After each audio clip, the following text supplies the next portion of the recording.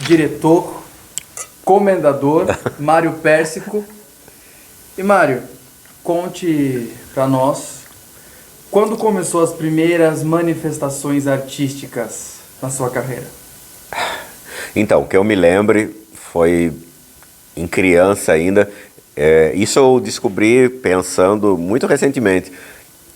Montagem de presépio no Natal. Era uma coisa que eu ficava aguardando ansiosamente. Chegava dezembro, eu já perguntava se já podia montar. E eu lembro que eu comprava aquele papel formato estilo pedra, né, que você amassava, fazia gruta. Aí ia madeireira pegar serragem para fazer o piso e tal.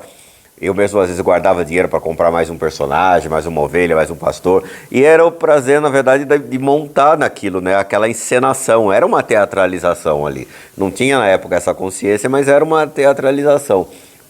E depois acho que foi o desenho, ainda em criança, antes de entrar na escola mesmo. Não que fossem grandes desenhos, grandes traços, nada disso, mas comparado com as pessoas da minha idade, eles se destacavam. Então aí na família isso chamava atenção, na escola chamava atenção. Eu lembro uma vez, aula de religião, tinha que fazer um desenho lá. Eu lembro que fiz ainda com giz de cera e a professora gostou muito, aí mandou mostrar, ir de classe em classe para mostrar e tal. E eu ia, né? Feliz e tal. Mas acho que foi isso, as primeiras manifestações. Depois das primeiras manifestações, dos presépios e dos desenhos, qual foi o seu primeiro trabalho artístico? Foi em 1976, eu vi um anúncio no jornal que ia ter um curso de teatro, que era gratuito, promovido pela FETABAS, que na época era Federação de Teatro Amador da Baixa Sorocabana. E eles iam montar uma peça. Daí eu falei, vou lá ver. A minha atração era pelo cinema, na verdade, né? Que a grande influência era os filmes. Mas isso era uma coisa muito distante, né? E aí eu vi essa oportunidade e fui fazer.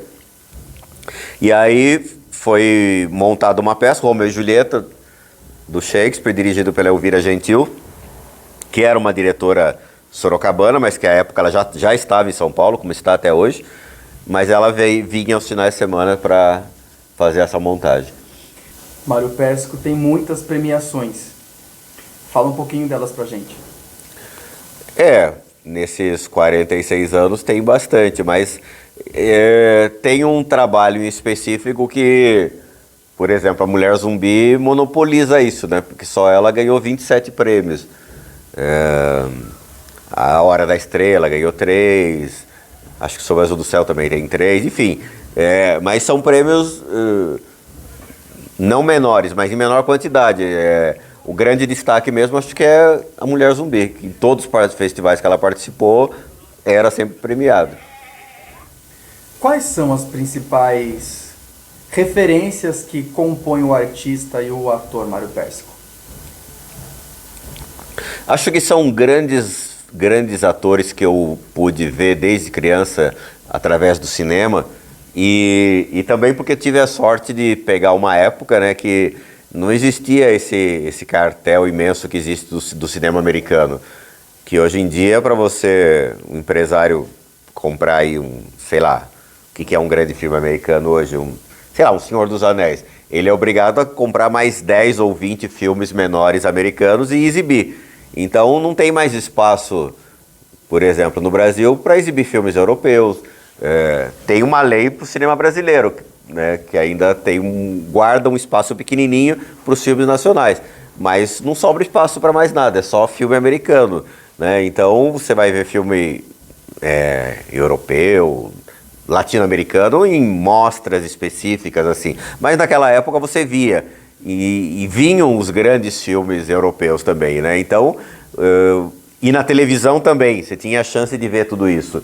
Então tudo isso eu acho que foi dando não só referências, como moldando também uma estética. Assim como as pessoas hoje têm uma estética moldada dentro do cinema americano, porque é a única coisa que elas conseguem ver, eu tinha referências várias, né? Filmes o México sempre teve uma indústria cinematográfica grande, via muitos filmes mexicanos, filmes latinos, e sobretudo filmes italianos, franceses. Então tudo isso eu acho que foi formando assim uma referência e um padrão estético. E sobre o autor Mário Pessico, quais são as principais referências, autores que compõem? Mas eu acho que isso vem no mesmo pacote, né? Porque esses filmes todos tinham grandes textos, grandes histórias. Não era como é o cinema hoje, mais calcado em efeitos, né? Tem toda uma pirotecnia lá. Então, tinham grandes autores, grandes roteiristas, e isso tudo também chama a atenção. Não eram só grandes atores brilhando, também eles brilhavam porque também tinham grandes diretores e tinham grandes textos juntos, né? Durante a sua carreira como ator, qual foi o seu maior e melhor desafio que você teve que enfrentar? Como o quê? Como ator ou qual? Como ator. Como ator. Eu acredito que foi a Mulher Zumbi, porque não só pela fazer vários personagens, mas pela composição de ter um personagem feminino e ser convincente, as pessoas gostarem, né, disso. Então acho que o grande desafio foi o primeira vez que eu fiz um personagem feminino, inclusive, foi com a Mulher Zumbi. E como diretor? O maior desafio? O maior desafio como diretor. Eu acho que foi o Vereda da Salvação, porque o Vereda eu já tinha tentado montar alguns anos antes, não sei se uns 10 anos antes, na Fundec com alunos, e não deu certo. Ele é um osso duro de roer, na verdade, não é um texto fácil. E aconteceu só agora, um pouco antes da pandemia, e que eu acho que foi bem sucedido, gostei do resultado. Existe muita referência cinematográfica, grandes autores que compõem o artista Mário Pessico, e hoje, como professor, qual foi o maior desafio com os seus alunos? Então, acho que é preciso dizer também que eu tentei fugir disso por 2 vezes.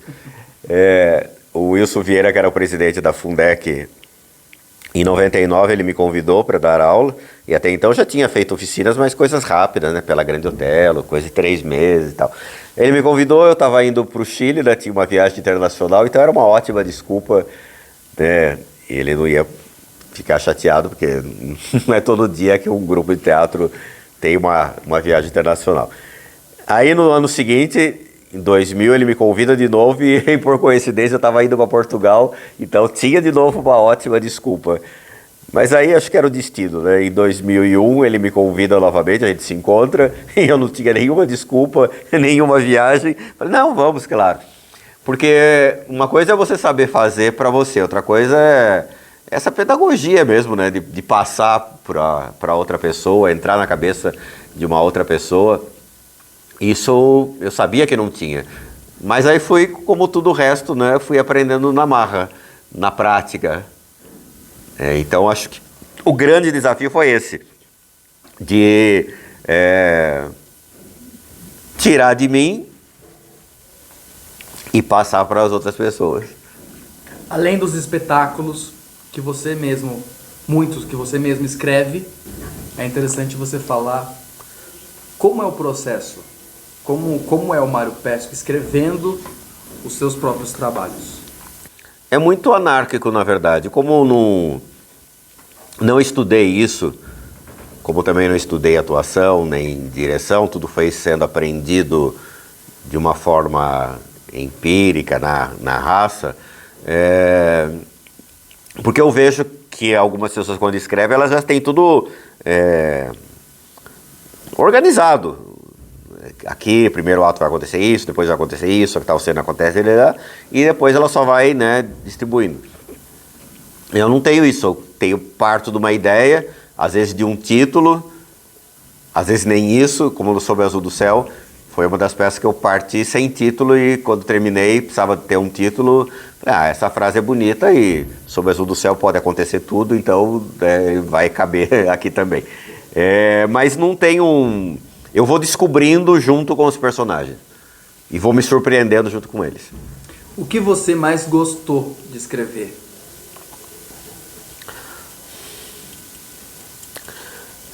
Eu gostei de escrever sobre o Azul do Céu, tanto que agora na pandemia eu escrevi uma continuação dele, mas gostei muito de escrever A Mulher Zumbi também, porque humor é uma coisa muito difícil e é uma coisa que eu ouvi já no primeiro festival que a Mulher Zumbi participou, de um dos jurados, ele falando assim que ler o texto da Mulher Zumbi já era muito engraçado.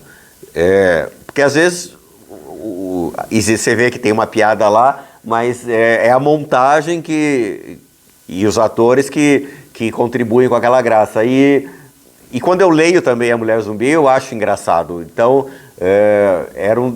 e eu acho que comédia é sempre um grande desafio. E eu acho que consegui ali, já no texto, realçar esse humor, a graça toda que tem ali. E tem vários estilos de comédias ali também. Né? Não é só um, tem farsa, tem comédia de costumes, tem vaudeville, tem boulevard, enfim, e chanchada circense, e tudo isso está lá dentro. Então, acho que foi um grande desafio de comédia e que deu certo. Você também é formado em Direito. A faculdade contribuiu de alguma forma ou não na sua carreira como artista, autor? Contribuiu, porque eu sentava lá na última carteira e lia tantos livros clássicos da literatura, peças, né? Sei lá, eu acho que, como tudo, deve ter a sua contribuição, mas eu não gostava, não sei nem por que escolhi.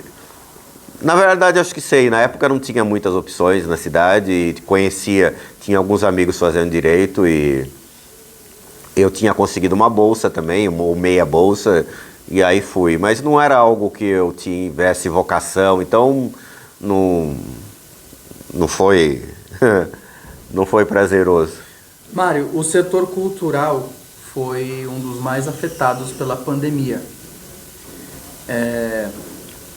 Como o seu trabalho tem sido desenvolvido depois de tudo isso? Na verdade foi difícil, acho que para todos, né? Não só para mim, mas como particularmente, talvez por ter um espaço também, que nós estamos agora, se não fosse a Lei Aldir Blanc, por exemplo, isso aqui teria fechado. Então, foi complicado, bem complicado. De repente, sobretudo porque nós vínhamos num processo de 7 anos com apresentações todos os finais de semana, religiosamente, e aí você tem que parar tudo do nada, né? E ficar 2 anos praticamente sem as apresentações, sem a renda, né, o retorno financeiro desse trabalho, foi bem complicado. Mas a gente foi se virando. Comecei a fazer comida para vender, fazer sopas. E também aí foi uma coisa engraçada, porque eu acho que eu fiquei um semestre fazendo sopas, era uma vez por semana, e não repeti nenhuma. Então também fui pesquisando e aprendendo um monte de coisas de sopas que eu não sabia. Eu não sei se você quer falar sobre isso, mas não custa perguntar sobre os próximos trabalhos. Tem algumas coisas que já estavam engatilhadas que a gente foi obrigado a parar por causa da pandemia, que é a continuação do Sob o Azul do Céu, por exemplo, né, que eu tinha comentado. Tem alguns outros trabalhos. A gente estava fazendo um Nelson Rodrigues, que foi a primeira peça que ele escreveu, Uma Senhora Honesta. Não, a mulher... Como que é o nome da peça do Nelson? Não, o primeiro texto dele. Enfim. A gente estava ensaiando, já estava até com os figurinos prontos. Daí teve que parar. Tem também uma adaptação do próprio Nelson, que é do... Mulher Sem Pecado, isso. De um texto que é um romance dele, A Mentira, que eu também fiz uma peça, que a gente até começou a fazer pelo Zoom e tal, mas acabou não rolando, porque chega um momento que você precisa do palco, né? Então, a ideia é retomar esses projetos que já estavam engatilhados e foram obrigados a parar, enfim. Tem alguma coisa que você ainda não fez, mas que queira fazer? Tem. Tem um texto do Arthur Miller chamado Depois da Queda, After the Fall, que tem um personagem lá, o Quentin, que eu gostaria de fazer ainda. Até tentei começar a fazer antes da Grande Mentira, mas acho que não estou pronto ainda para isso. Foi a mesma coisa que aconteceu com a Vereda da Salvação lá atrás. Não deu certo. Acho que não é o momento ainda. Tem mais alguma coisa que você gostaria de complementar? Não, acho que lá atrás, no começo, uma das experiências que talvez teatralmente não tenha tido grande importância, eu participei de um negócio que se chamava na época Movimento de Periferia, que era um grupo político e a gente usava, entre outras coisas, a alfabetização de adultos com o método Paulo Freire e o teatro como instrumento de conscientização. Então tinha uma imobiliária que queria fazer um loteamento lá na Vila Barão, onde tinha um Tancão, nem sei se existe isso ainda, e havia muitas pessoas que moravam lá por uso capião, assim, estavam lá 20, 30 anos, e essas pessoas iam ser expulsas de lá para se construir esse grande empreendimento. Então a gente fazia um trabalho de teatro para mostrar, às vezes apresentava na rua, na frente da casa dessas pessoas, para provocar discussão e conscientização. Então eu falo que teatralmente não teve grande importância, mas que deu, acho que, uma consciência política para mim já lá no começo. Porque isso foi, 1978, 77, por aí. Então, e eu acho que isso foi importante para nortear toda a minha vida. A função do artista, e um direcionamento de esquerda, né, que eu acho muito importante e fundamental. O meu teatro não é político, assim, partidário, mas é sempre um ato político, com direção, com norte e que sabe o que quer atingir. Então, acho que isso se deve lá atrás a esse movimento de periferia, que era um grupo de pessoas muito politizadas, que sabiam exatamente o que queriam, e que isso, né, ficou na minha formação, não só como pessoa, mas como artista também, que foi, acho que, fundamental. Usava muito também do Boal, né, que não é algo que eu goste artisticamente, mas que não dá para você desprezar a importância que ele tem. E eu acho que isso foi fundamental lá atrás. Autor, drama ou comédia? Escrevendo, você quer dizer? Como autor. Eu acho que comédia, pela dificuldade que ela tem.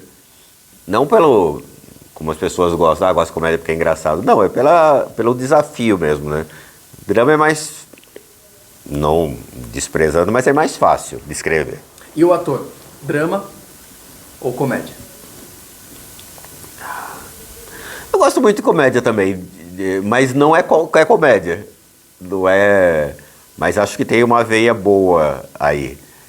Tanto que, acho que na primeira peça que a gente fez da Cia Clássica, que era uma adaptação da Cinderela, fiz na Idade da Pedra, na época dos Flintstones, né? A referência era os Flintstones. A primeira montagem que teve, muita gente falou isso, que eu carregava a peça sozinho nas costas. E ele não era um personagem de destaque, era um assistente do rei lá. Então não aparecia nem a peça inteira, mas quando eu entrava... E era engraçadíssimo ele. Enfim. Os seus últimos trabalhos carregam uma pauta muito polêmica. Retrata a realidade de moradores de rua, retrata essa realidade na prostituição, esse mundo marginal. como tem sido o retorno da plateia em Sorocaba ao consumir esse conteúdo? Tem sido muito bom, porque não só pela denúncia, né, que o texto ou que a montagem traz, mas eu acho que a forma como é mostrada ou como é colocada, as pessoas percebem arte ali, né? Então, acho que isso ajuda e elas não ficam chocadas. Ficam sim, talvez indignadas de saber dessa situação, talvez por não olhar para esse lado, mas acho que elas percebem o artístico envolvendo junto e isso traz uma força e... Enfim, é muito positivo. É sempre muito positivo, você percebe pela reação das pessoas. Depois de tantos anos como ator, diretor, existe algum trabalho, ou algum personagem, ou alguma obra que você percebeu que teve um resultado e um retorno muito positivo do público? Sim, em várias. E também tem várias que você gostaria de ter atingido um resultado melhor e que isso não acontece, né? Não é uma fórmula que você aplica e sempre atinge o mesmo resultado. Você sempre quer que a coisa funcione muito bem, mas nem sempre tem esse resultado. E às vezes é surpreendente, né? Às vezes você acha que não ia atingir isso. A Mulher Zumbi mesmo, eu nunca imaginei que fosse... ela é responsável por muita coisa. A profissionalização da CIA clássica... para além dos prêmios todos que ela trouxe, e as viagens internacionais foi por causa dela. Nós viajamos a região oeste do estado de São Paulo praticamente inteira. Houve uma época que, na verdade, a gente saía daqui de Sorocaba e ia de cidade em cidade, nem voltava para cá. Já chegamos a ficar 2 semanas viajando. Tínhamos um empresário, né, naquela região que ele fazia toda a agenda, e a gente ia cumprindo isso e ficava um tempo fora. Então, isso, a Mulher Zumbi que era o carro-chefe. Ia também alguns espetáculos infantis, mas era sempre ela abrindo essas portas, né? Depois da pandemia, o setor cultural de entretenimento foi muito afetado. E é muito importante saber que ainda esse setor está respirando. E é um orgulho e um prazer ter você na cidade servindo todo esse conteúdo. Muito obrigado. Muito obrigado.